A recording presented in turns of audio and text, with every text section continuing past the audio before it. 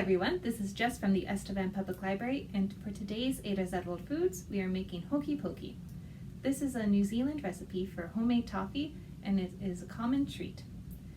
This is an easy recipe that only needs 3 ingredients: sugar, corn syrup, and baking soda. Let's get started.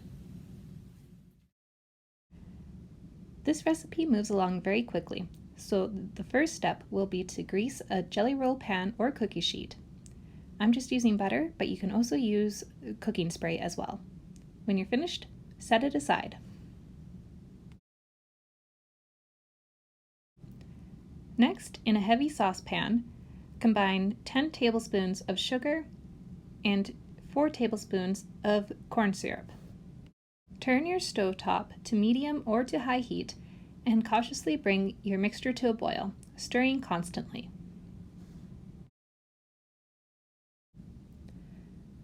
When the mixture starts to bubble, reduce the heat to its lowest setting and let it boil for 4 minutes. Keep a close eye on your mixture and keep stirring so the sugar doesn't burn.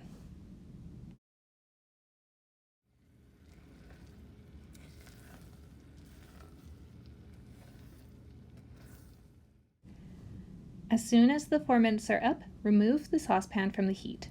Immediately add 2 teaspoons of baking soda. Fold the baking soda in just enough to dissolve it. Your mixture should start to grow frothy and yellow. As soon as the mixture turns yellow and frothy, pour it onto the prepared sheet and let it cool. Please be careful when pouring the mixture onto the sheet, as it will be very hot.